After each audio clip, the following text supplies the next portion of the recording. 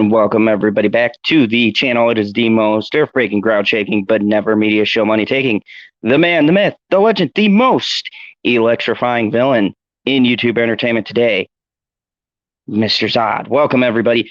And today I'm doing a special guest here that I'll be interviewing in a second. Technological issues. I was trying to get some stuff going on my computer. Yeah, the lighting is terrible, so I'm going to be working on that. But trying out this new headset, so super excited about that. I got this nice white background, as you guys can see from the apartment. I really got to put some pictures up. So let me go through and see who we got here today. We have, oh, wow. We got Gary North. What up, Gary? Rebecca, Justice for Death. Nice to see you. Jane, good to see you. We got Emma P in the house. Welcome. We have Fear No More. I know you. Hello. We have, let me see, who else do we have? Elizabeth, good to see you here. Evelyn, good to have you on. Welcome, everybody. And today I'm going to be talking with a good buddy of mine called Black Angus. And I'm going to give you some context for this interview. I have known Angus for a while.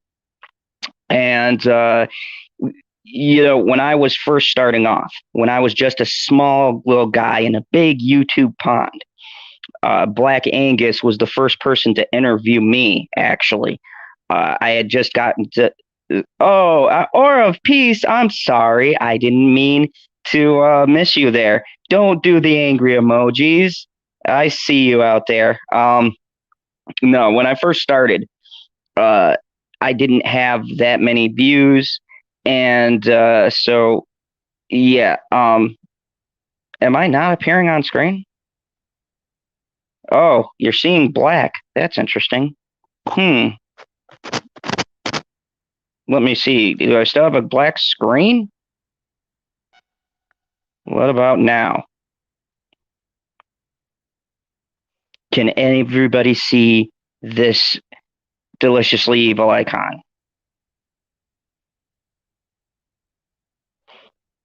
It appears okay. All right. Well, I'm just going to stick with the icon. Because I guess I gotta find out what's going on with the camera. But all right, so when I first started, when I was first starting out, I had began with only about like 50 subs or so. I went on this gentleman's channel, Black Angus. No one had really known me that well or anything, and he gave me my first interview, and it was actually with him and Rookie Critic. So tonight, I thought it would be interesting for me to do an interview on Mr. Black Angus. So he's just working through some computer issues right now. So I'm just talking with you fine folks while waiting. But if you guys didn't see, welcome Lemon Pie. Good to see you. Henrika, good to have you on. Yeah, so if you guys didn't see, it would be funny to talk about. If you guys don't know, I was on Rob's stream, and it was kind of interesting because we were awaiting this person who never showed up.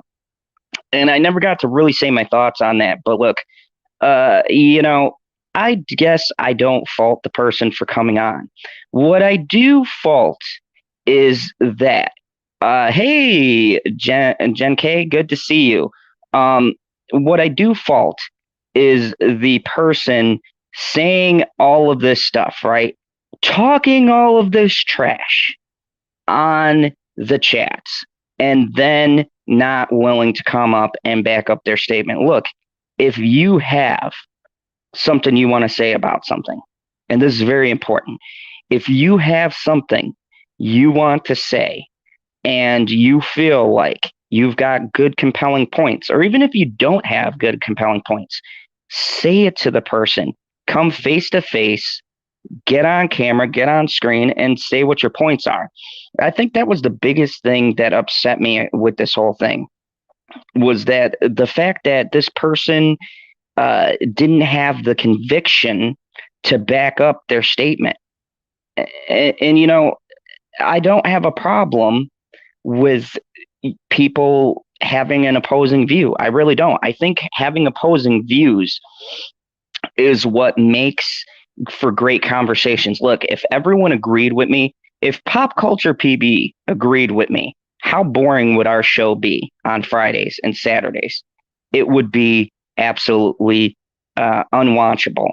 But we don't agree on stuff, and it makes it interesting when you have a back and forth. You know, I think that it's just ridiculous that the person felt the need not to show up. Hey, Dr. Soup, good to see you.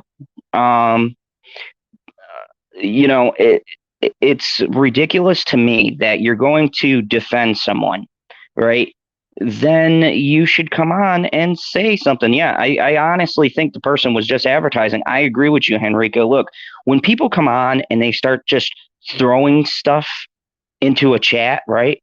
They're just saying, oh, you guys are a bunch of this and a bunch of that. But they're not giving me any facts. Then clearly to me, what you're trying to do to me, oh, geez, yes, I know. PB's got a sexy voice. I'm often jealous of that. I wish I had a smooth sounding voice and then PB and Gary together. Oh, that just puts me to shame. Normally I go by my good looks, but my camera doesn't want to seem to work today. Uh, Gina says, Mr. Zod's Phantom Zone. Sorry, missed your stream. Thank you for it. I will watch it later. Hey, no problem, Rebecca. And look, I have a great time talking to you guys. That's why I feel like there comes a point where if you have good opinions, if you have good views, you should be able to have the guts, to have the fortitude to come on and say them. Not everyone I have on will agree to me. Oh, thank you, Henrique. I appreciate that. Not everyone is going to agree with my personal opinion, but I'm not always going to be, shallow to think that people don't have an opposite view. Look, I know there's some people out there, in all seriousness. I know that there are some people who may, in their mind, in their wacky world of reasoning, they might have a stellar reason of why they back up the most horrid individual that I have ever covered. They might have that compelling evidence we're not seeing. But if you're going to make a bold statement that you are supporting an unpopular person, then you need to have a couple of things. You need to have facts, you need to have evidence, okay? And you need to have things to correlate with your discussion. And here's the issue with Mr. Billy. I honestly think, folks, and I can't speak for Billy, but I think that he only heard half the conversation. And then when he started looking at the stuff you guys sent to him and everything else, then he was less likely to take his position that he had, because then he changed the narrative from, oh, I wasn't saying she was completely not guilty. I was saying they were both guilty. Well, I went through those chats before, Billy, and you were squarely on her side. So that leads me to believe, like so many people do, you saw Amber Heard and you said, this is a woman being attacked by these weird Johnny Depp cultist fans. And I'm going to stick up for her because, women, guess what? We're in a brave new world. Well, we've been in the same world, but it's becoming more clear to people. You need to have proof before you make a statement. You need to have facts. This is why we are in the current state we're in.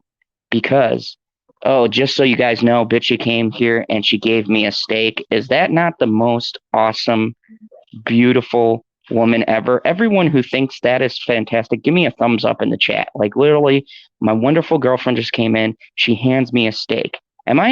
That's like, I feel so lucky right now. Like, wow. What did a villain do today? I agree, Dr. Soup. They choose fiction over facts. Exactly. Thank you. Thank you, everybody. Yes. Just to let you know, dear, everyone is giving you the thumbs up. She says hi to everybody. She just got done working hard. And, let me just highlight something here because this goes to the point of why so many people dislike Amber Heard. It's because of the fact that if I just look at my life, my me and my girlfriend, we do things equally. Now, I'm not saying every relationship works like this. There's some give and take, but we do everything equally. And speaking of equal, damn man, I had to vamp so long.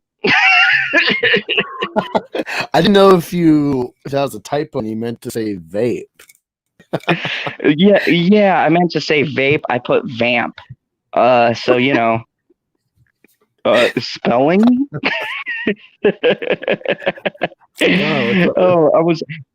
So Angus, I don't know if you followed this Johnny Depp Amber Heard thing, but I was just talking about. We had this ridiculous person in a stream come in named Billy Boxer. They started attacking the chat, and we were talking about Depp and Heard.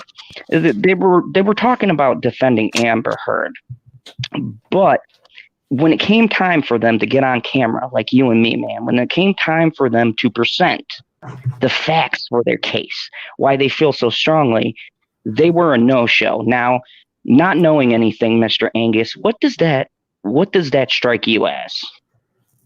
Just the first thing you think of. Could you clarify a bit? All right, so there's the Johnny Depp Amber Heard, and there was a person supporting the Heard argument, right? This guy coming in and saying, "Oh yeah, you guys are a bunch of just Johnny Depp weirdos. You're falling in line with these trends and things like that, right?" And engaging the chat very rudely. So the person hosting the stream sent them a link to come on and explain their views. And twice they were a no-show. So what to you does that signify? It's someone just trolling, or they can't back up what they're saying. Exactly. You've known me for a while now, and I was just giving people the Clef Notes of the first. You were the first interview I ever did, and I was telling them about that. And you and Rookie came along, and you did your interview with me, Utter Chaos, and I was saying it's kind of weird now that I got you in the interview seat, but I was saying about how that was just a wonderful thing. And you've known me for a while. How many times have I clashed with people since you've known me? Not a lot. I just know kind of secondhand about the whole. I don't know if I'm supposed to mention it, but like the Geeky Candy or whatever that debacle was. That's like the only thing, and that was like you just simps because women, for the most part. Everyone talks about that, getting in the red pill community. It's like really funny. I'm in war campaigns. I already see this stuff. I have brethren that we are pretty critical of like our own people, which people hate when they're shitbags. They hate when people call them out in their own group. And that's why people hate me, because it's like they like, "Oh, you're menace. You're always crapping on the menace." Like, yeah, because it's like lost all of its focus. So yeah, I crap on it even though I'm part of it. That's the Philly fan nature of me. Like we boo our own team off the field when we know they suck. People can't handle that. And yeah, besides that, that's the simp game that women in the menace and tangential or other groups that they benefit from naturally, getting a shield from white knights. I don't know of another time you clash with people unless it's like an actual chat, just like a dialogue and a argument, but otherwise like actual beefs. I've never heard of you being controversial or clashing and stuff. So every time, and with that, right? I came on face to face. I faced the people with my point of view and stuff like that, right? Because it's supposed to be if you have an opposing view, whether it's right or wrong, or whether the other side will look at it right or wrong, or whether I am right or wrong, if I've got something to say, I'm the type of person to say it. And, you know, it's weird to me that we've gotten into this culture now where you get these strong keyboard warriors behind the keys. They're tough guys, right? They call us all these names, but then when it comes times to face, even if it's in camera, I don't know where this person is. None of us know where we are unless we talk offline and we give some references and stuff, right? So it's not like I'm gonna find this person and beat their ass. It's just like, and that's the difference, I guess, from what we do to the casual person who'll come into a chat and think that they're ready to take on the world. Yeah, sorry, I'm reading the chat as well. I don't know if they were joking, but someone's like, "Oh, I like Angus voice." I'm just like, "Oh, well, thank you." No, man, you got a smooth voice. You got a very smooth voice. You're like Billy D. Williams. I don't know about that at all. I'm not even a Lando fan, but I was just at the comic store when it's closed and talking to this guy about Star Wars and stuff, and he's talking about Lando. We were talking about black film and everything, and talking about Lando, and I was like, "Yeah, dude, I hate Lando. I don't get the fandom, but I totally get the film presence, like him on camera. Like, he's smooth. You know, I get the appeal in that fact. Just the actual character, I don't like. You know." You know, it's weird too because I'm actually a Lando fan, so you know which part of Solo I hate it. I hated what they did to Lando so much. It was You know, honestly, like people get cheery about that. I was thinking about this with like Skyfall. Is it, no, yeah, it was Skyfall where Bond kind of alludes that he's done gay stuff. Some people were triggered by that. I'm just like, all right, this dude was in like special forces, like the top tier of the special forces for the British, and he's in British intelligence. And in like the lore, he's supposed to get married, and then like it's kind of like Punisher or something like that. His wife is taken from him, so she like turns on him. I don't know. I've just heard this kind of cliff notes, and so that kind of jades him to the world and hardens his heart. So now he's just, you know, a heartless womanizer because he's throwing up a wall to protect himself. And so like in Casino Royale, he's like his favorite women are married women. You know, he tells Vesper's like, "You're not my type." She's like, Samari's like, "No, single." And but like, you know, just like with Wolverine or something, where it's like it's never explicit. It's like, yeah, you're conditioned to think he's a womanizer and stuff, but who's to say, like, in all his gallivanting drunkenness and stuff, he hadn't been like kissing, you know, swung the other way for like, hey, you know what? I'm never really want to die on one of these missions. Might as well try everything on the bucket list. We have Rookie in the house. He's throwing you some interesting comments. Yeah, I love Rookie Critic. Yeah, happy birthday again, man, by the way. And I was gonna say happy birthday to him, but I was looking at Facebook, which is totally different from my YouTube life on Twitter, so never mind about that. She was like, "Who the hell?" I'm like, "Oh yeah, it's real life, never mind." Yeah, you know, I can't even remember the last time I went on Facebook, but I wanted to get to the interview portion because I think you have a very great channel, and why don't you tell the people, when did you start your channel and why? What was your reasonings for starting the amazing Angus Reviews channel that we have today?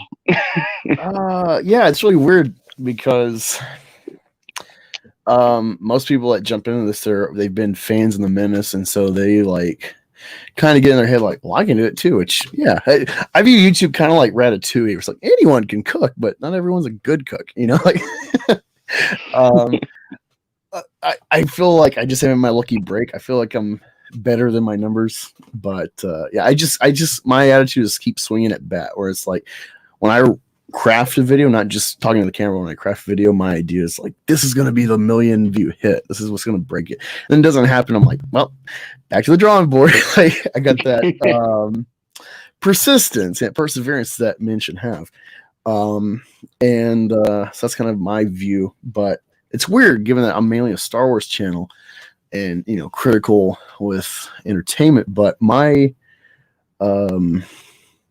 genesis, if you will, it's kind of weird. So I started following Star Wars news on YouTube with Mike Zero. And people are like, what? Oh my god. But like when Force Awakens was coming out, when you got the first trailer, and from then on, up until Last Jedi came out, Mike Zero was sourced by Star Wars news articles. So like I just was like, well, they're sourcing him, I'll just follow this guy. And then like I kept trying to find spoilers, and so I found World Class Bullshitters. They did a Last Jedi spoiler video, and I was just like, what? Oh my god, this sounds awful, this can't be. And for whatever reason I kept checking back with these guys, hoping they would have like a follow-through video, and then of course they did later. And so I didn't really follow a lot or know what they're talking about half the time.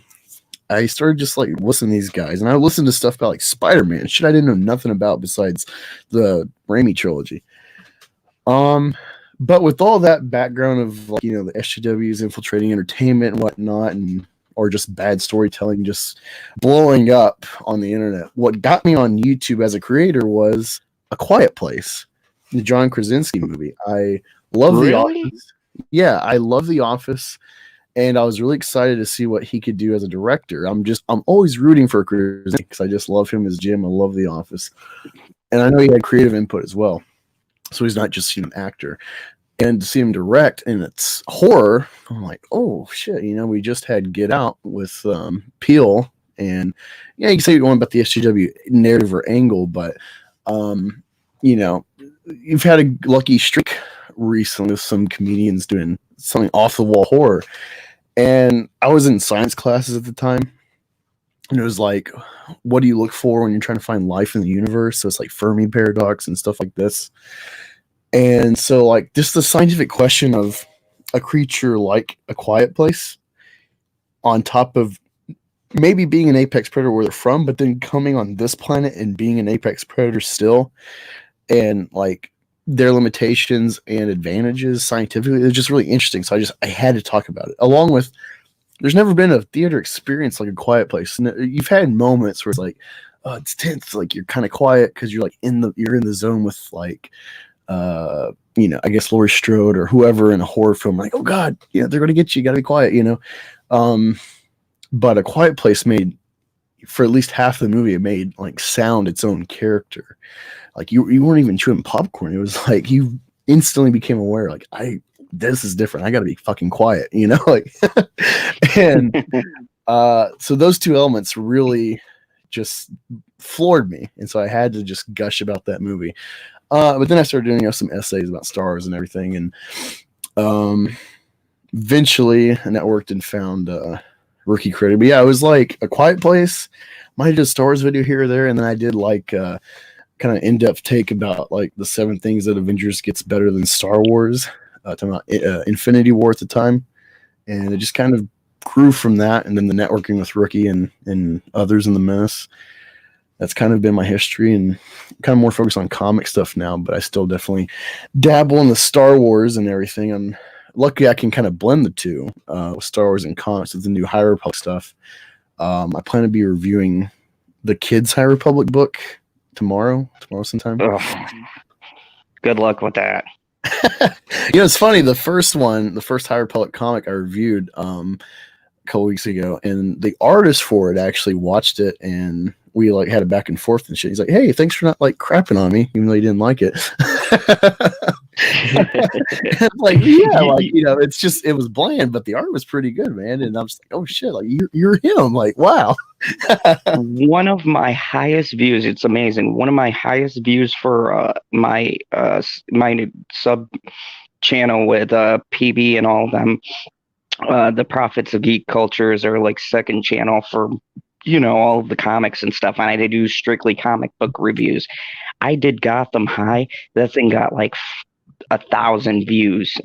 Like, and it was funny because I gave it a pretty fair review, and I read the whole thing, and after reading it, I was like, I know I should be offended somewhere. They got gay Alfred and, the normal check mark boxes. But to be honest with you, I think I gave it a pretty fair review. I didn't think it was honestly a bad book. I just thought that the art style was the new age. They want to do anime, but they want to make it Americanized kind of art style.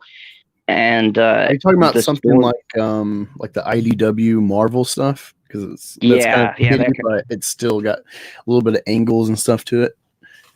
that kind of drawings. Like it's very like anime graphic novel esque kind of a deal.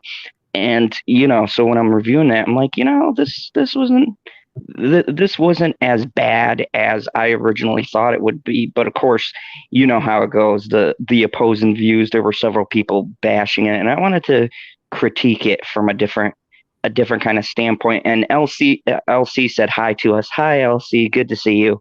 I didn't.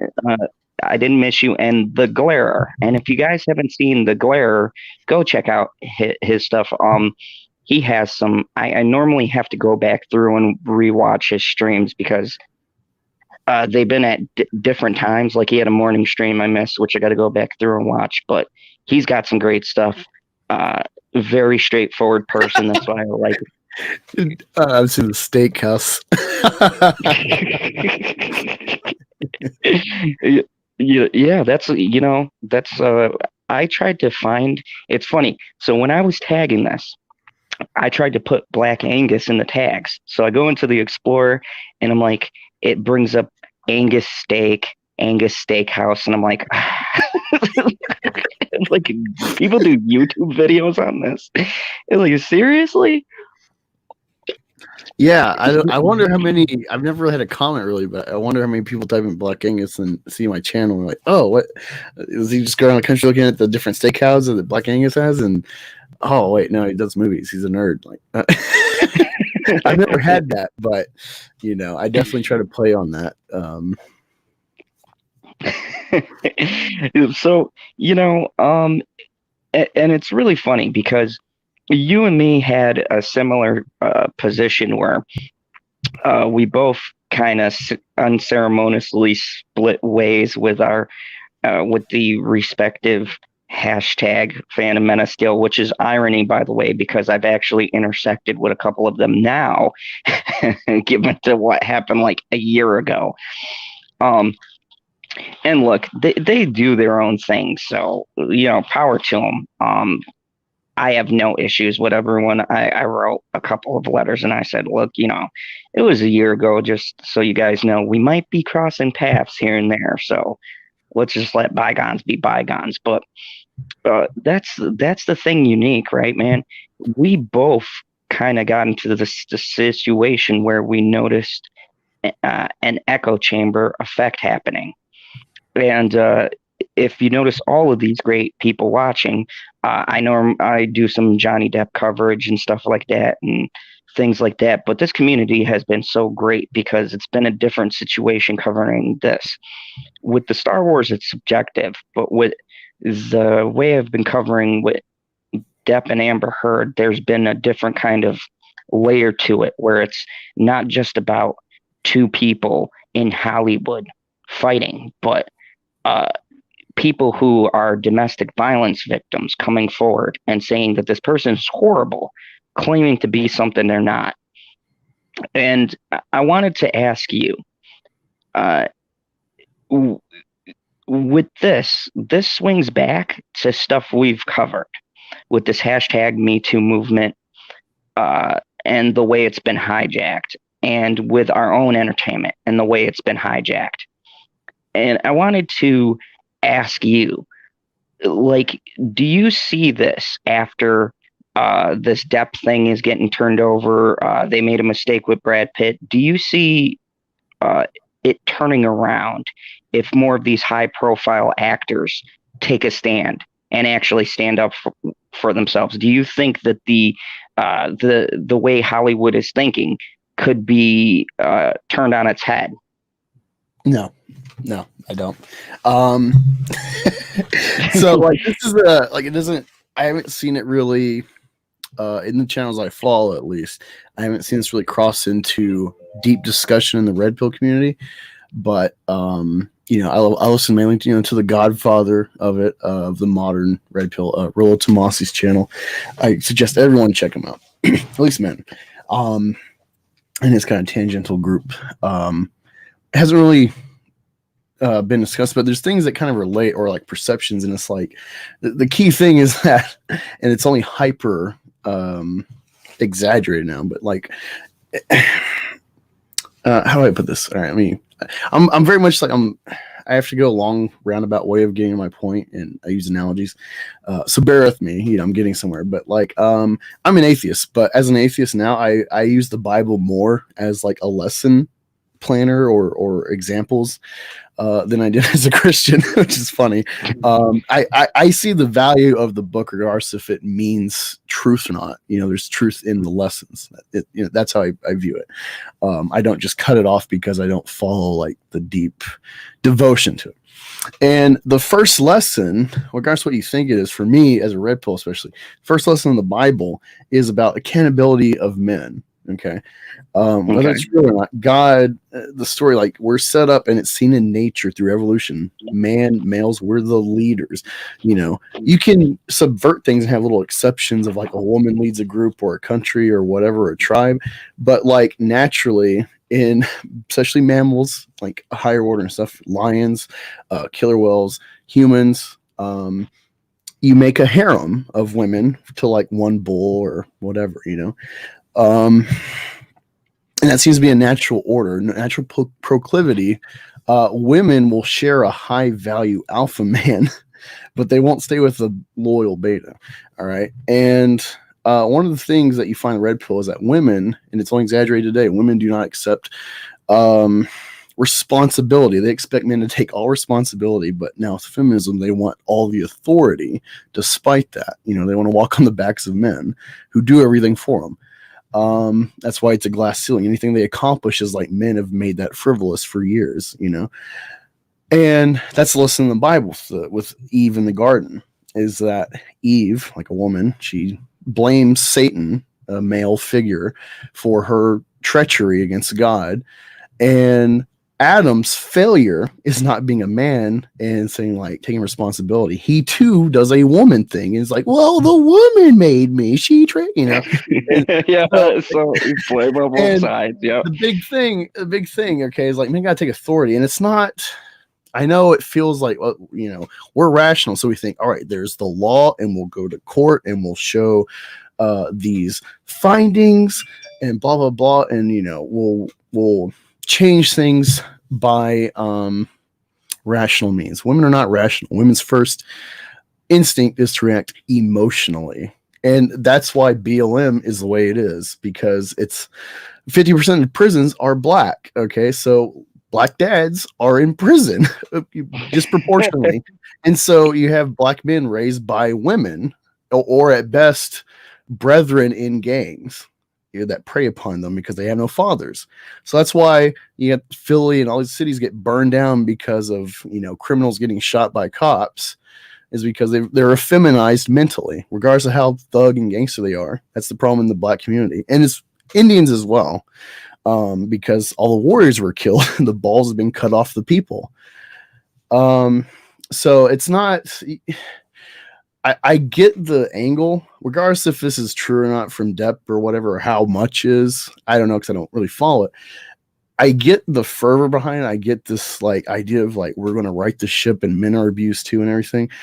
But it's just no one's going to care because it's men. We're expendable. Even high quality men at the end of the day are expendable. You see it in the animal kingdom. A pride leading lion fights a rival male coming in and he dies. Do you see the lionesses mourning him? Nope. They're right in line with the new guy.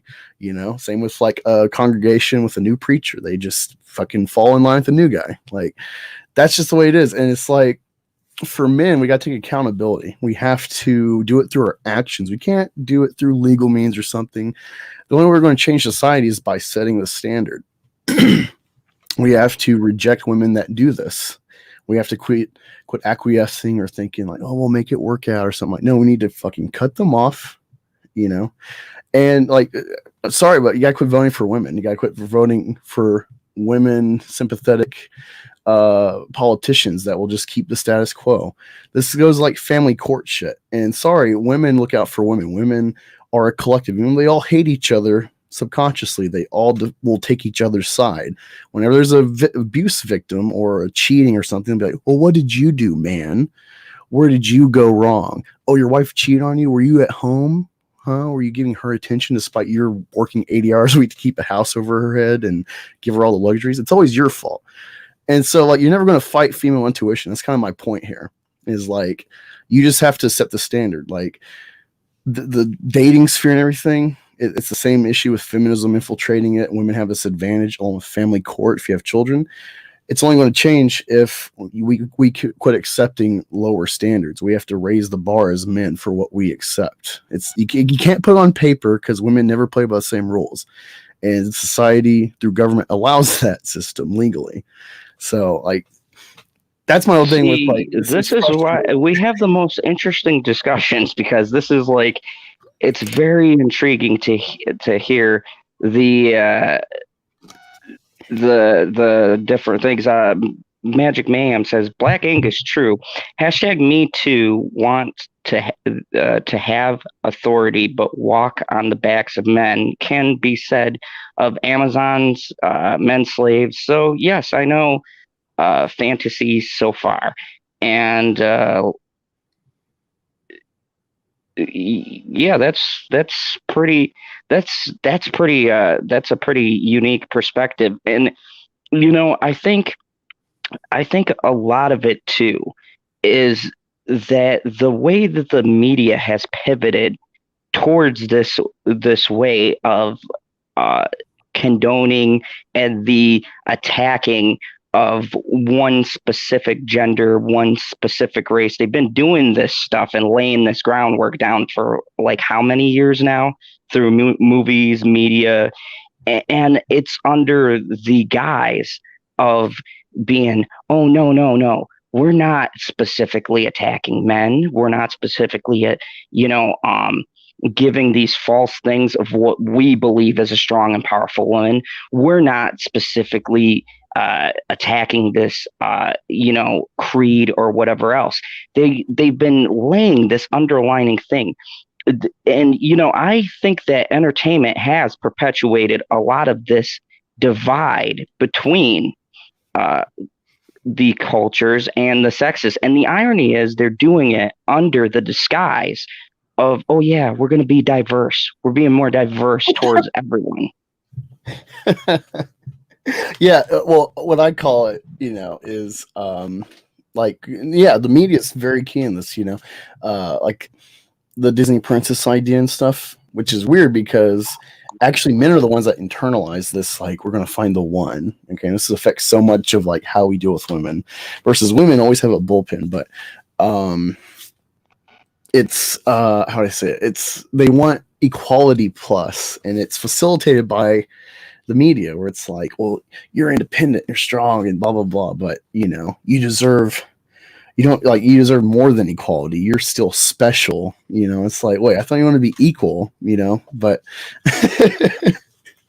it's so as men is the thing. As men, we have a rational mind set, and it's like you can't come with this with rationality. You got to understand.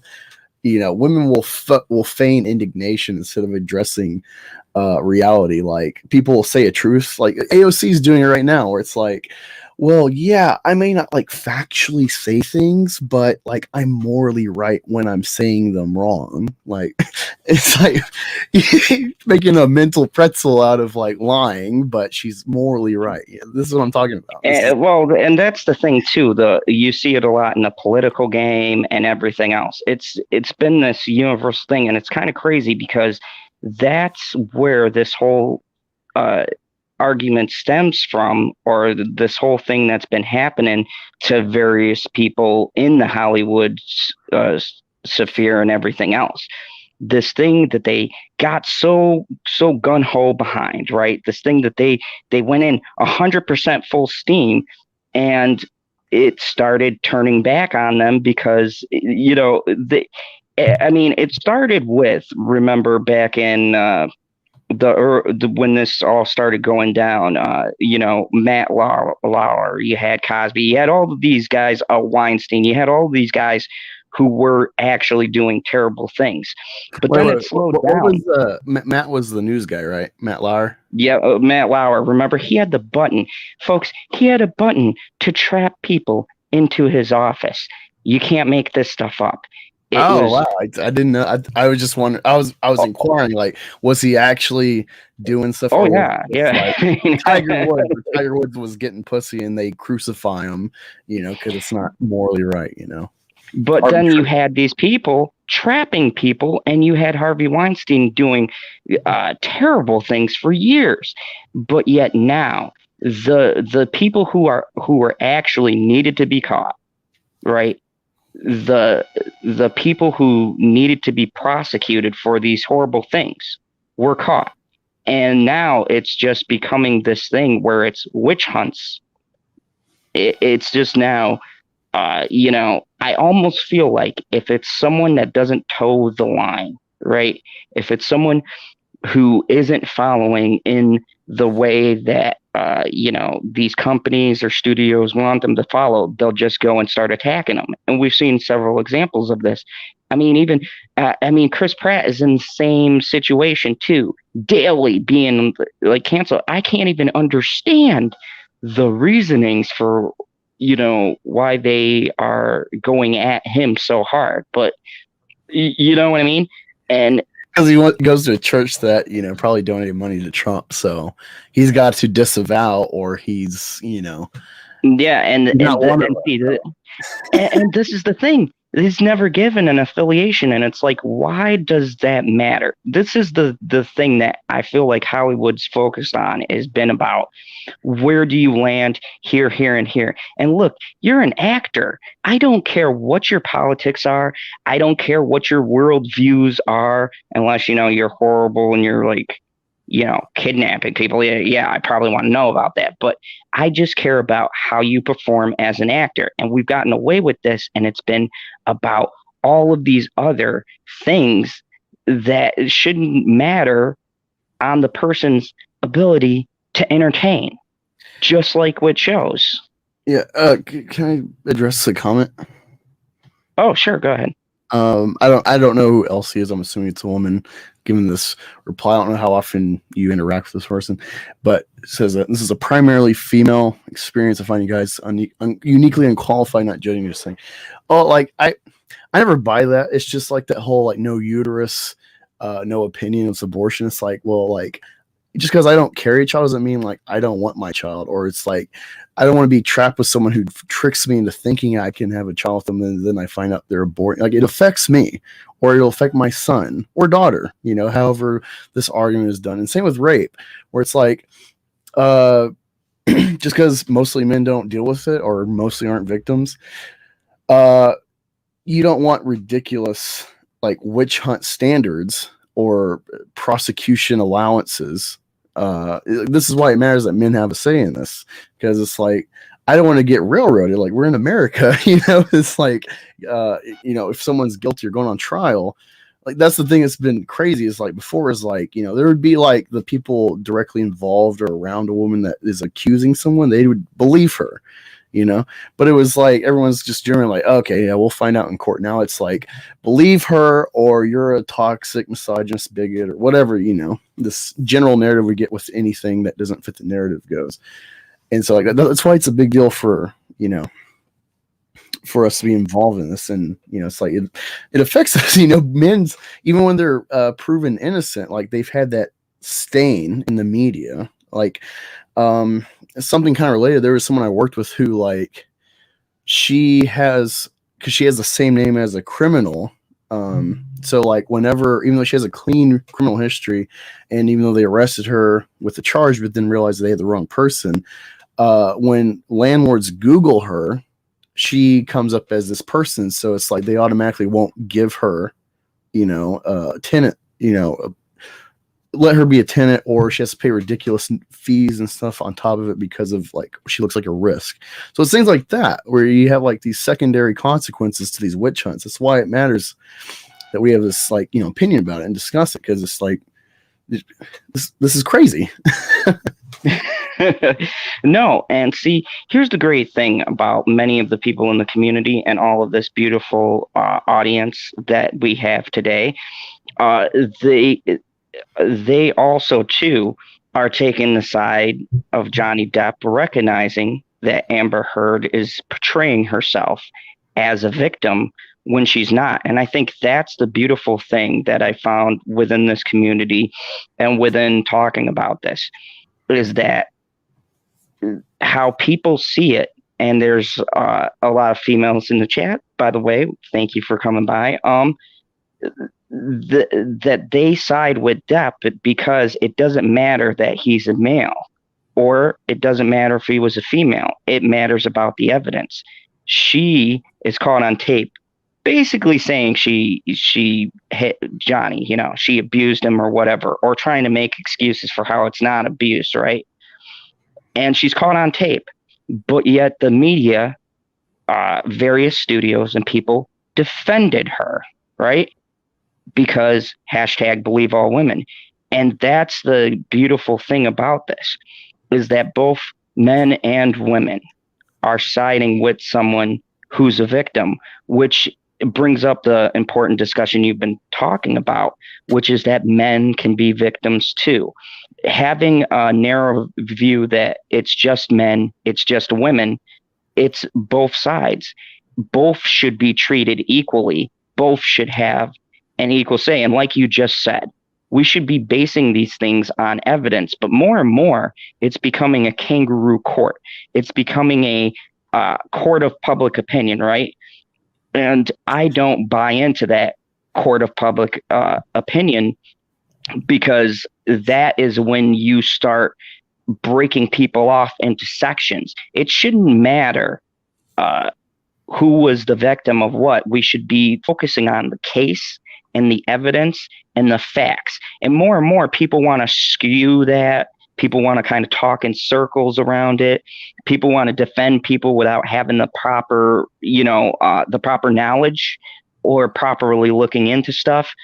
And, that swings into a lot of what you're saying. And I think that with how many women as well as men are supporting Depp, it says a lot to the validity of what's going on, which is why I'm hoping this to be a catalyst of change, so that you're not looking at, okay, was it a man? We should believe all men. No, you shouldn't. Was it a woman?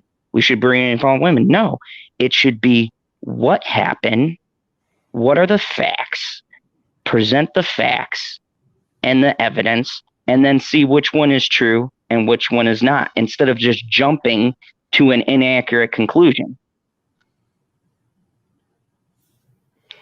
LC says, it's not a gender issue. It is an issue of unacceptable, legal, violent, interpersonal behavior. I agree. Yeah, I agree. She said she had a follow-up saying like it's mostly men that are aggressors and women are victims. Like I said that when I was going on my spiel about like why matters we talk about it. It's like, we're the more violent half of the species, so we're going to have a proclivity to be the aggressors. That's just a natural state. But it's like 1-2%, give or take, like whatever the case. It's like a very small fraction within the violent half of the species are actually aggressors and stuff. So it's like you're demonizing, or not saying you, the commenter, but like the situation demonizes like all men, where it's like women are saying like, I'm going to teach my boys to be good humans, but they like will say, I'm going to teach my daughters to be great women or something. Like they gender neutralize boys and men, but then like it's always propping up women. And it's like all this stuff like intersects and intertwines, and like it's a whole mindset. It's not just like one issue with this or that. It's like it's collective. And I think you just have to have a drastic culture shift, but it's not going to happen until enough men get irritated and they start seeing like all the red flags and all the failures and like men are starting to see it with marriage. I would say that's why marriage is dying as an institution, but it's still like there's still like this general kind of like, all right, let me pay my dues and I'll get the girl and find the one, and like, there's just this whole mindset, and this is only this Johnny Depp discussion is only like one aspect of it, but I don't see it changing anytime soon. And I don't really see this being a rallying cry for men in general, because it's like, sorry, but like a guy getting beat up by his wife, like despite the like, well, don't hit women. Like I totally get that, but it's like you keep putting up with it. You can't hit her back. Like there's no win for a guy in this situation. But at the end of the day, he looks weak. So like this is not going to be a rallying cry for men. It's not Leonidas or something against Persia. So I do appreciate what Zod is doing though. And see, and that's the thing. And we talked about this too. And Stevie had a stream about this with male domestic violence victims, and it was very fascinating because it is that mindset. Like if you tell your friend, they're like, oh man, come on now, you're just being, whatever the case may be. And it's kind of it's really crazy to hear every angle, every side of the discussion. And we've got a lot of good comments. LC says they up for discussion, dear guests. Marriage is dying as an institution because women recognize it's a trap. LC says they up your discussion, dear guest. Marriage is dying as an institution because women recognize it's a trap under current patriarch rule. That's beyond my depth. For me, look, this is my whole feeling. I think that with marriage, I think I can't wait. Honestly, I really want. Well, I'm trying to keep this low.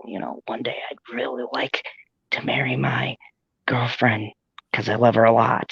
But here's the thing: as far as I feel about that, I think that the thing that has been lost from that is the fact of finding someone who connects with you is a tough thing. I've been through my fair share of relationships and different things like that. The connecting process and it's a lot with the times changing too. How you meet someone, how you choose to connect with them is so different from years ago. It's not like I remember going out, talking to someone, you know what I mean? Remember those good old days, taking someone to the movies, the mall, the bar. I mean, and nowadays, taking them to my couch for Netflix and play. That's what it's become with the younger generation, right? It's like, let's watch Netflix or go to a movie and not watch the movie. I don't know how many of you are in the chat, but have you been to a theater where you go there? And I've gone with my girl several times, right? You go to the theater, you're thinking you're going with the experience. You look around and all you see is blue screens all over the over the theater. It's a disconnect with the social experience. Yeah, like people with education have gotten a lot better with like deconstructionism and like reading into text. Like, wait, what did you mean by that? Or etc. they have no social, they have no like interpersonal like because we're apes, okay? And or if you think we're creation, that story, then like okay, but we still biological, like anthropological comparison, we view everything the same as apes as far as like physicalities. We do a lot of physical body language that's not spoken. And so like I can say fuck you, or I can be like, hey buddy, fuck you, and it's like you gotta like hear that difference. Oh yeah, it's in the language and in the body movement. Exactly. Posing. Yeah, like like this one book, I totally now that I'm older and stuff, I totally disagree with like the overall perception they have. But they have this great, opening analogy about like primal instinct, where it's like, oh, we were on a honeymoon, we were in Africa, and like the baboons are like digging the trash. Well, like one of them was like posting up on me, or a girlfriend was trying to attack us, and so like I just kind of, I'm like nice, and I don't want to hurt animals. I just like reacted. I like got in these stances, and it's very like primate like. It's primitive. It's hardwired into us still. And that's what we're missing now. We don't pick up on these little social cues. And so it's like, that's exactly social cues, man. We're becoming sterile in this way. That is so great because that's what a lot of people, and I swing this back to the Depp and Heard thing, because that was one of the things that people were reading into when watching the case and things like that, was the social cues, body language, and stuff like that. And the reason why I think there's also a view of people just looking at stuff because they Google or whatever else, but people don't really dive into it. People don't look. It's like a break of interaction. Like when I was in the service, right, I did I was with a specialty team because I was a corpsman, and we studied body language. I don't know if you did the same thing, because I know you were in too. But I studied body language and things like that, and facial expressions, and reading people.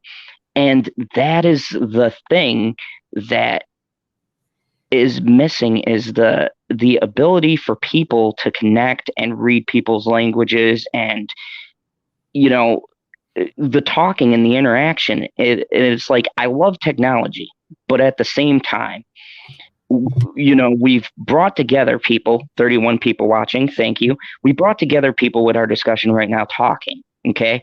Normally I'm on camera so you can see this wonderful face, but unfortunately my camera decided it's not going to work today. But I like being on camera because you can catch my reaction, right? You can see when I'm visibly angry. You can see when I'm happy. You can laugh with me. And I think that's important.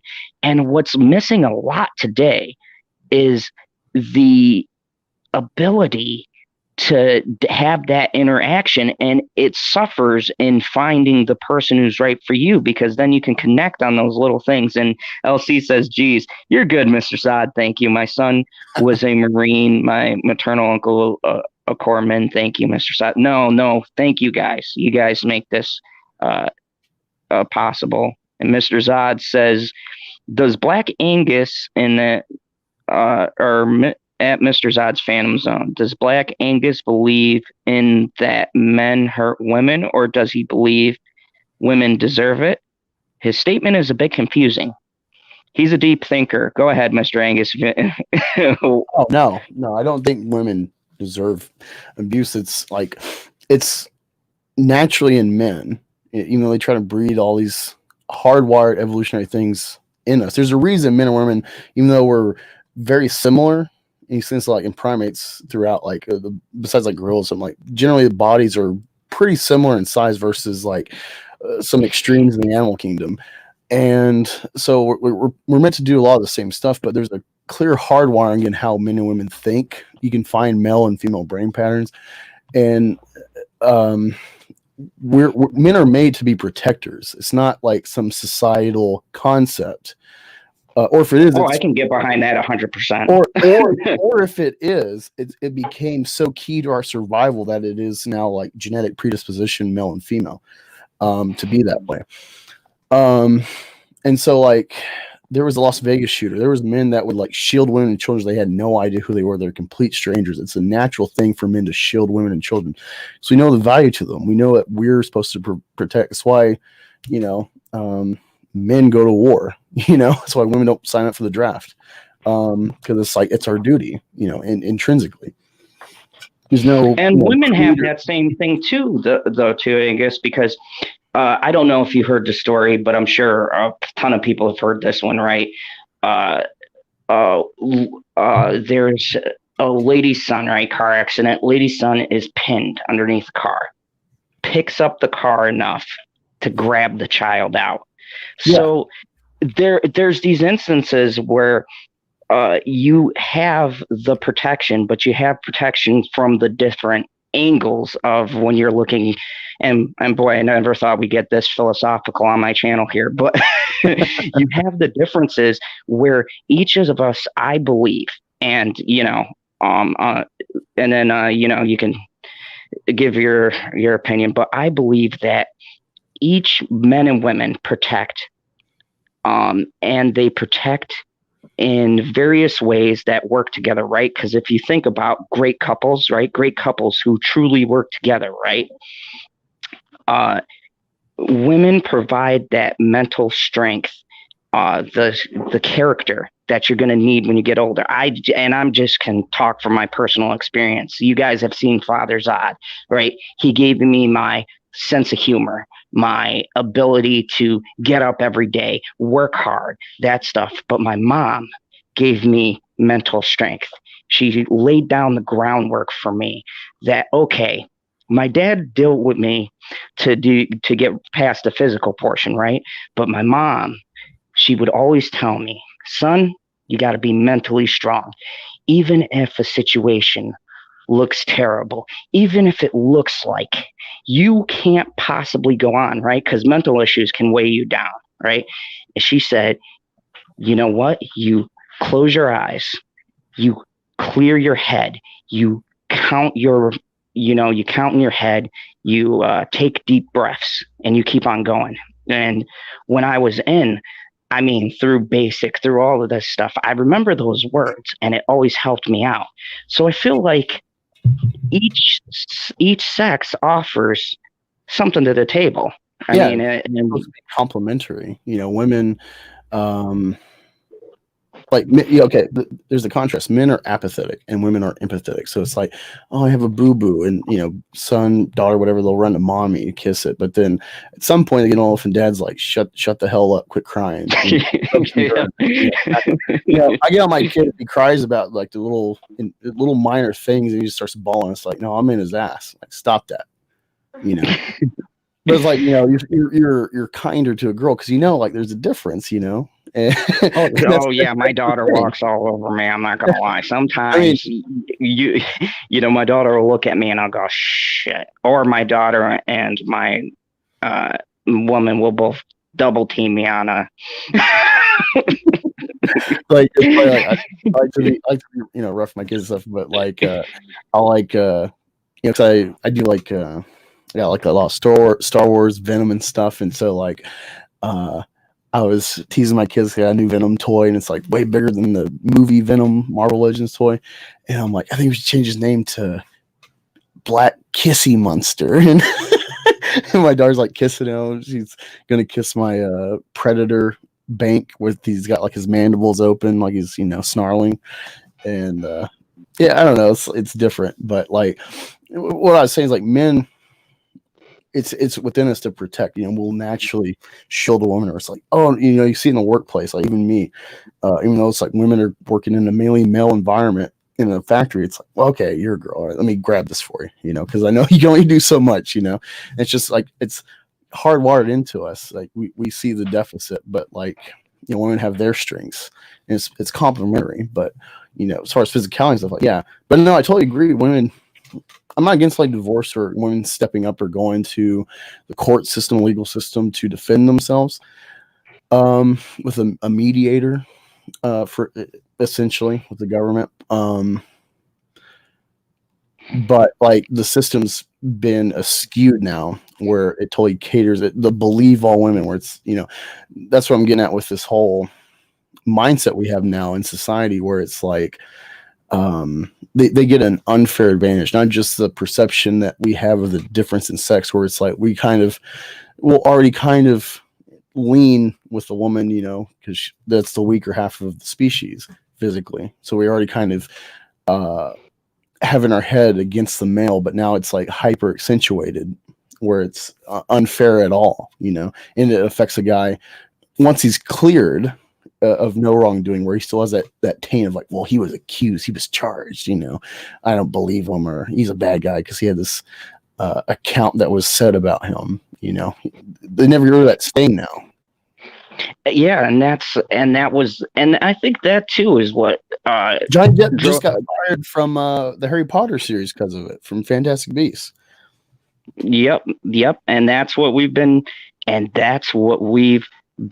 talking about. See, folks, Mr. Angus is a very philosophical kind of guy, but he always swings back to a point. Yeah, a lot of these points is what a lot of people have been making. Fear No Evil says at Mr. Zod's Phantom Zone. I agree. Men are to protect, but does he agree women are able to stand up for themselves when they have been abused? Ooh, they're giving you some hard questions, man. Well, saying good the stereotypes, but like stereotypes are there for a reason because they are a generality about reality, where it's like, I can't even think of an example right now. There's so many you can just think in your head, like, oh, I think this because it's more often than not true. I expect there to be 50 times as many men in the prison system as women because, like testosterone, we like to measure our dicks, and a lot of times it gets us in trouble legally. I can't tell you how many times. Because we're the risk takers and we're the more violent half, so we're prone to. But that's a stereotype that is proven,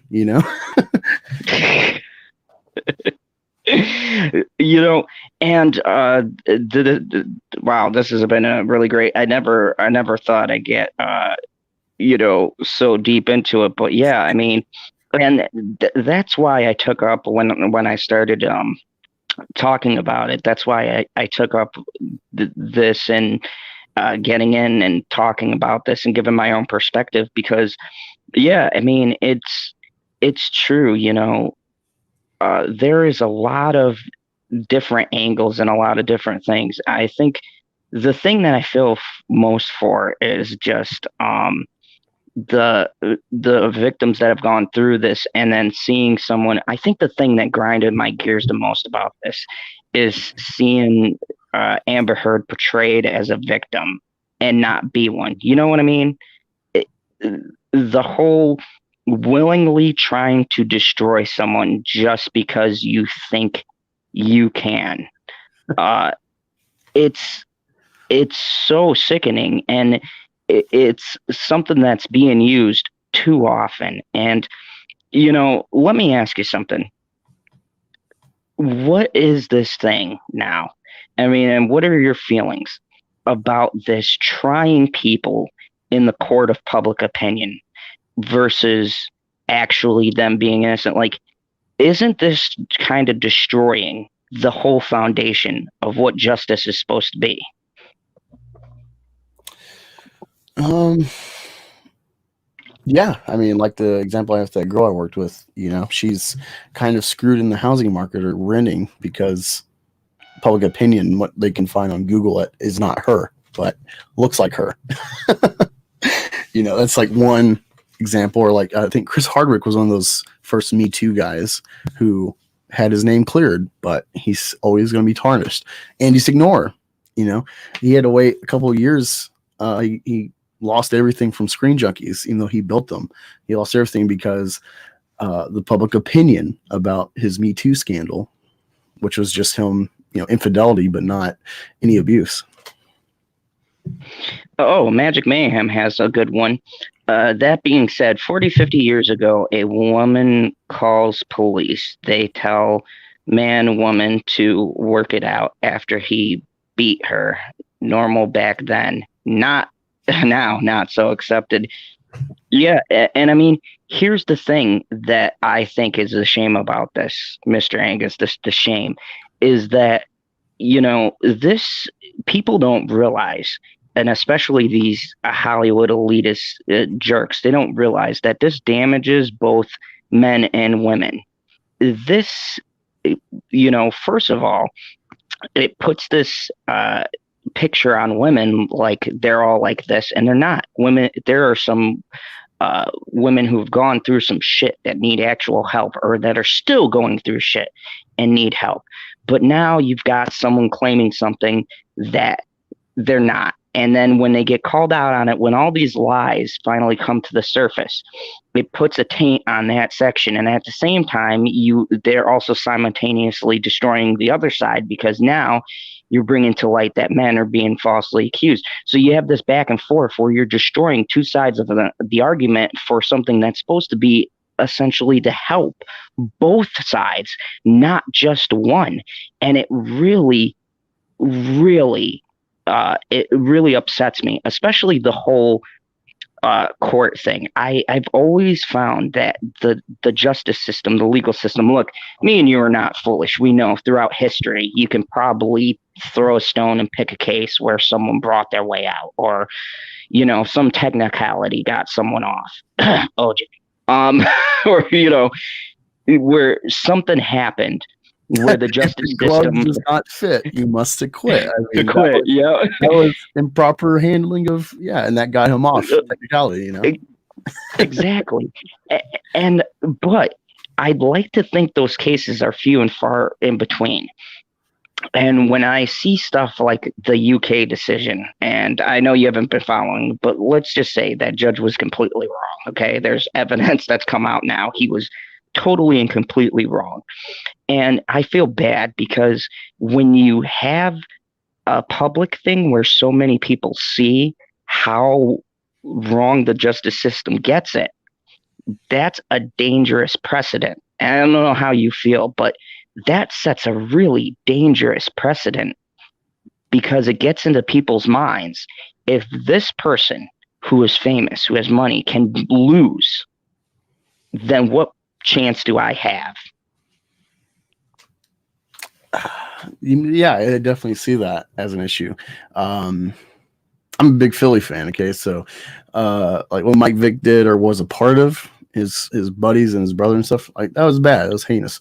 But he paid the time that the court gave him. But like if it was you or me, regular guy, doing that, we'd probably be gone for 30 years.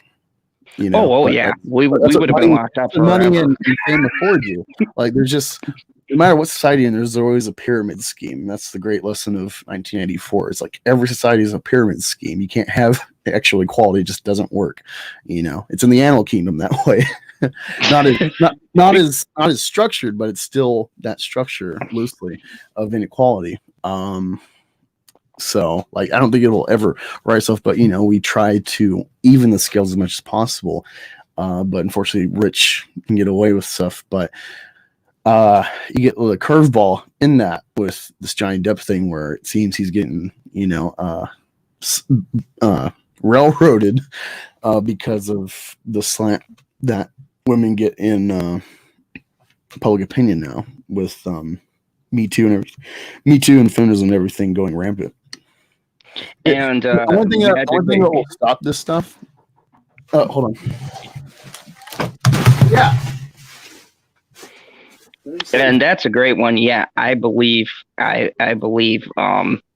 Magic Mayhem, that was an excellent point. Race card, yeah. Actually, interesting, Magic. I watched The People versus OJ, a great series. And there's a scene and they talked to people who are associated with the case and stuff. There's a great scene where Johnny Cochran actually started where he didn't want to play that card, but then he was advised to. And yeah, that was the thing that it became about, which was, that whole thing was crazy. Jan, yep, we are more than our instincts. What is natural is not always what is good. I definitely agree with that. Trial by society. Yep. Trial by social media is a cash cow for gutter press and unscrupulous lawyers. I 100% agree. These people make more off the trial of public opinion than they would of an actual fair and decent trial. And it's a shame. It's a shame.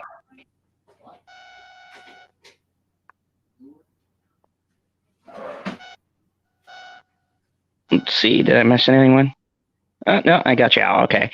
So Magic Mayhem AH knows exactly what she's doing. Jerry Judge stated that. I absolutely agree. Joe Rogan stated that. I mean, there's so much that was stated about that. I mean, she just out and out came out on an audio recording and said that no one would believe him. I mean, she knew exactly what she was doing. There was no ifs, ands, or buts about it. But yeah, thank you everybody. If you're liking this, hit that like button. Let me know what you think. By the way, whilst I'm waiting for Mr. Angus to return, I have some exciting things to talk about. Go check out the website because I'm writing blogs. I think a lot of people like the last one. It was pretty good. Um, Also, check out the Teespring because there's some awesome stuff there. Bitchy drew some of the designs that are on the T-shirts, so it definitely looks pretty cool. Let me see. The recessive one says, IMO, the public seem to believe that their own public figures and that it's their right to judge morality by their own standards rather than surrendering to actual law. That is so true.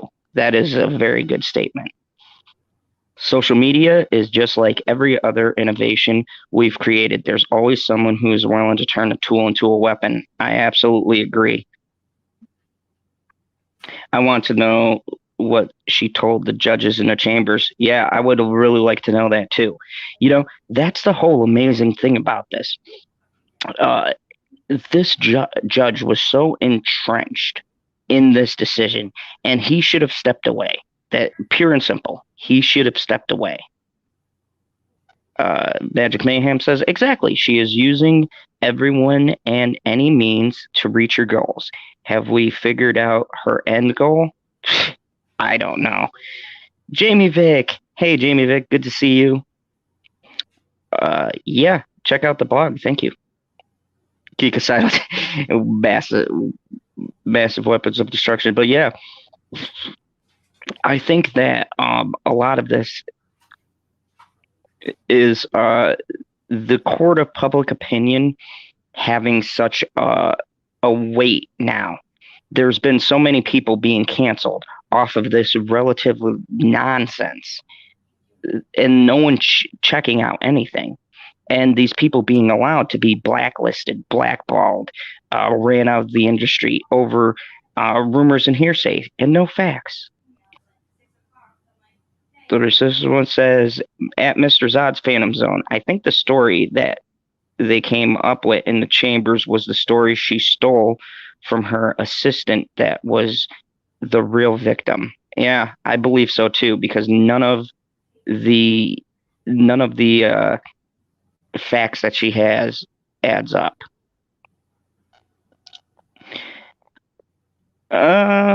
Possibly.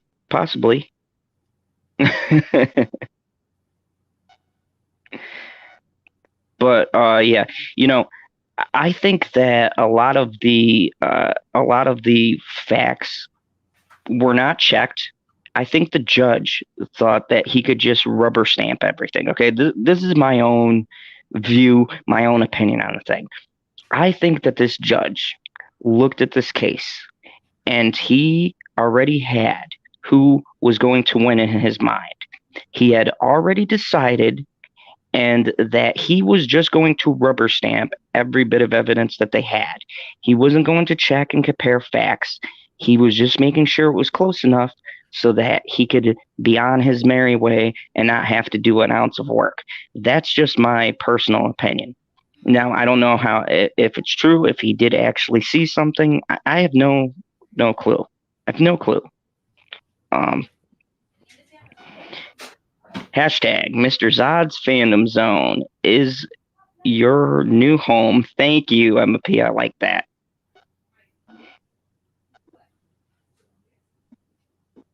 I don't know how that could be such. Those are my nails and hand.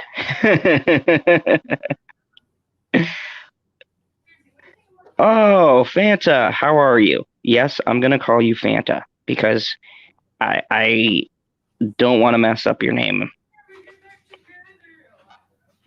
Hashtag side convos. Yes, thank you everybody. I'm so glad that you guys are interacting, having a good time. Uh, and I'm glad that we could have such a great philosophical discussion. Sorry about that. Oh no, no problem. Didn't I was expect vamping. Oh, I mean vaping. But yeah, man, this has been really interesting, and I like talking to you because getting different points of views and different philosophical ideas. I try to keep this to like about an hour and a half, but I really appreciate yes, hashtag vamp vaping. Sounds kind of gay. It does, but I like it. Is it wrong? I like it. No, nothing wrong with that. But anyways, man, I'm so glad that I could have you on. We could talk. I like how you rounded everything pretty much back to what we were talking about. Yeah, I was that surprised. I didn't expect anyone to like heard like a frantic knock at the door. I'm like, oh shit, what the fuck? Like I'm in the back office, so for me to hear it, I'm like, oh wow, But man, this has been such a great conversation. I'd really like to have more deep philosophical uh, conversations. It's really great, and you're doing some pretty good things on your channel. Tell us before we get out of here. Tell us about anything new you have coming on, or anything new you might be working on. Yeah. So I I'm how's this? It's good to be a lesson for men to like try to I'm gonna say this. I got like a red pill confession video coming some point. I don't know how much I'll script or I'm trying to like formulate it, I guess. It'll be just me done with the camera probably, but I'll probably edit it. But I gotta like script at least like plot points, key points to like go through for that journey, I guess, to kind of kick it off as a part of my channel. But other than that, I got some comics. Like I said, I'm going to review High Republic Adventures 1 by IDW for the High Republic. And it's better than the mainline High Republic, at least the first issue, kind of grabbing in. Unfortunately, it's more for kids, though, so it's still not like really like sucking me in, but it's like the art was really good. It's cool, unique style I haven't really seen before. And I'll probably review Deep Beyond #1 by Mirka Andolfo. I just really love her style of art. She is kind of cartoony, but she knows how to do she has this real sex appeal to her stuff. It's really cool. Trying to think what else.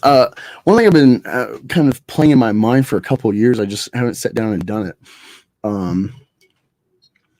Been wanting to do a video about, because I'm half black. That's where the black in Black Angus comes from. And it's also kind of a joke because I love AC/DC and I'm from Oklahoma. So Black Angus cows are, popular where I'm from. So it's kind of a catch-all for my life. But a video I've been, bounced around my head for a long time, couple of years, is the problem of black film. And I think a key thing that I found to really kind of hit home about that is My Name is Dolomite. I missed it when it was like a big craze when it first came out, but I was just like, I need something different. And I sat down and I watched this and I'm like, this is amazing. I thought it was just like a fictional like historical piece, but I realized so far I'm like, wait, is this a real and then I looked it up and wow, it's a real story. And problem I see in black film is this is kind of the key synopsis of what the video will be about, is black people, unlike any other race, we don't have Star Wars, we don't have Lord of the Rings, we don't have Marvel or DC, we don't have Greco-Roman, mythology that we use in art that like reflects us. And I'm not like a collectivist. I don't feel like I gotta be in arms with other black people because of my skin color or whatever. That's stupid.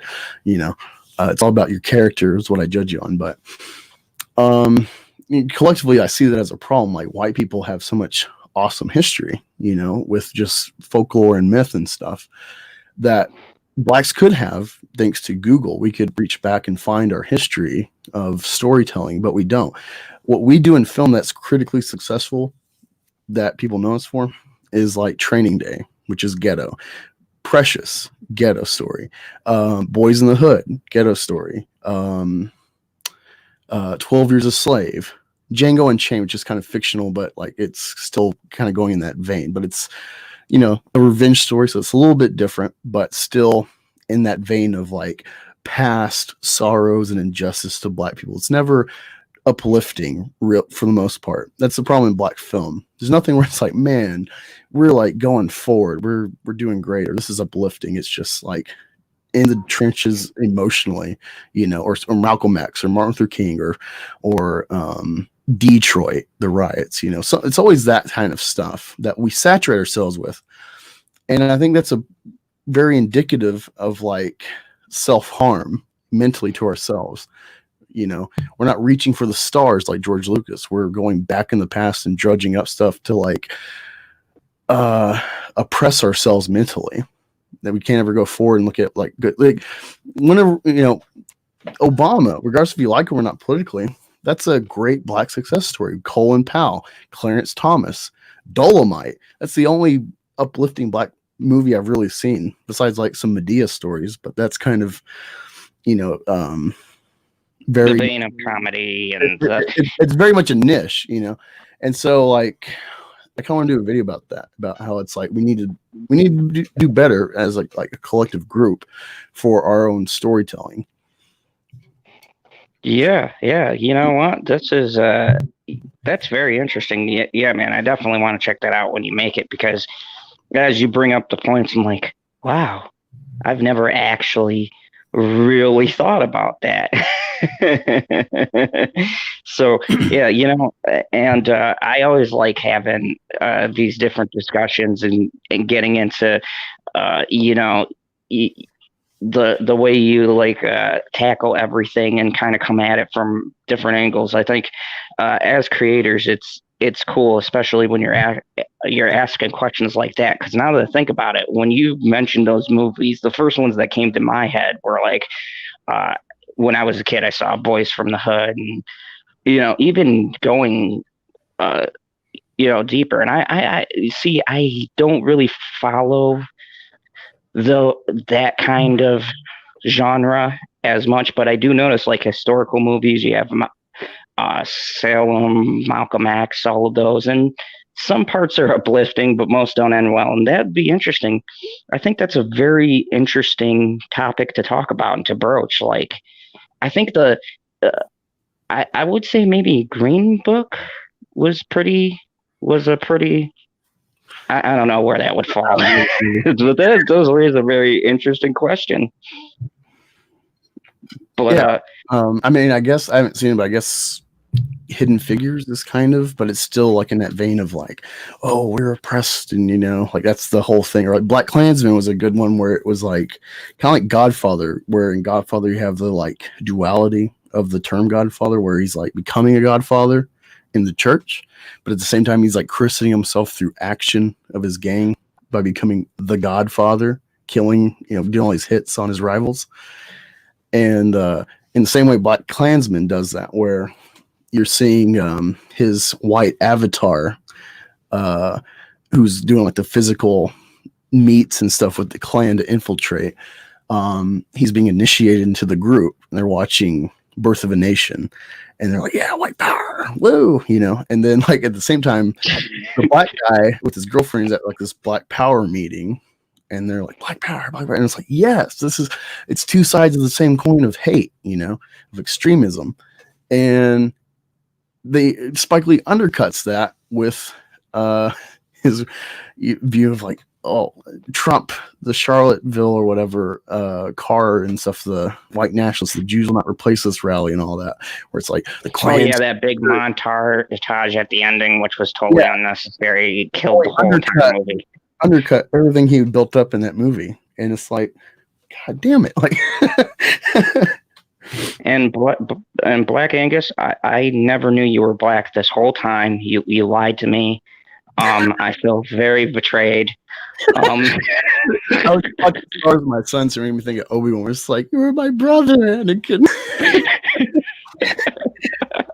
I was like, I thought you were me. I thought you were white. God damn it! Half. But yeah, oh man, no, I look forward to that, man, and I definitely would like to have you back on. Let's have great some great discussion. Maybe one day we can have a cultural discussion. I can come from a point of view of not completely understanding anything you're talking about, and but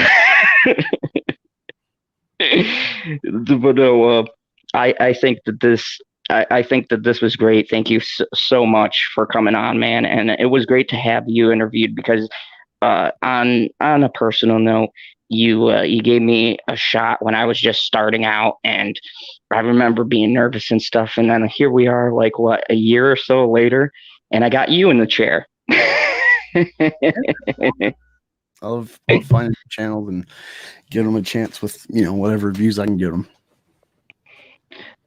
Yeah, Fear No More says at Zod's Phantom Zone, thank you for letting us be here and allow us to see how things change. No, thank you. Thank you. I appreciate everybody who's here. I appreciate all 32 people watching. Thank you so much. Look, Angus and I both know, like, when you have 4 people watching and how depressing that is, and the fact that you guys were here listening to all points of view, questioning Mr. Angus, which I'm sure you were glad to be challenged like that. I love having a challenge. Like, I don't like I'm an atheist, so like when I present kind of counters mainly to Christian belief, because that's like what I grew up in. Like, I don't do it with like, gotcha. Maybe with my mom because she's just so ardent, but generally it's like, if you're going to follow this, like, I want you to actually think about it. Like, don't be a sheep, because even if you're good, faithful, whatever, it's like, you might still be a sheep and never have like actually thought like, like this doesn't really add up, or wait a minute, like we've discovered this, but this is what I've been believing, It's like, can you reconcile that? And if so, like, I'm enriching me challenging you is enriching. And unfortunately, especially now in the political era we're in, people take challenges as like threats to like their way of life or something, or it's like, this is ridiculous. Like college, it used to be about experiencing new perspectives and challenging your beliefs and finding like a more, not righteous necessarily, but like a more founded path in life and belief. And now it's so bifurcated, and if I follow this guy or this party or something, then I have to be this way. And it's the same with religion and stuff now. And we're getting into like this, especially the witch hunts and Me Too. We're getting into this kind of like dark ages mentally across the board, and I don't like that. And that's why I always like having you on. I always like chatting with you. I always even like doing the back and forth reviews and things like that, because you and me both appreciate the art of the debate, and even if people don't agree with us, we can at least take in the point of views. And that's why I know that's why I set up my channel to do this. And I know that's why you've come at things from a different angle, and me and you've both been on the end of taking the popular opinion in arguments and or the unpopular opinion. And it's really great to be able to talk and to have even people in the chat interact and have different opinions and talking with each other. I think that's what we need more of, man. We need more of communities and environments where people can just talk with each other, just have debates. They can debate with us and it could be friendly. And then next week or, tomorrow or the next night, come back on and we can do it all over again. That's what, I mean, for me, I assume that's what it was supposed to be about. I used to love debating as a kid, but nowadays it gets so tough because I get nervous outside, when you debate someone, how they're just going to get angry and, it turns into a screaming match. I remember when I was a kid, seeing my uncles and stuff debate all the time, and I've debated with my dad quite a few times. A matter of fact, live. So it's good to be able to do this with you, man, and we definitely got to do this again sometime. Oh yeah. Well, everybody, thank you for watching. Tomorrow night, I have a very special guest on. Someone who I brought from the halls of Asgard is going to be dropping by. Loki himself will be here to join the late night crew in wacky shenanigans. So it'll be me, Pop Culture PB, and Loki here on the channel to talk about ridiculous articles and really interesting media takes and how wrong they are.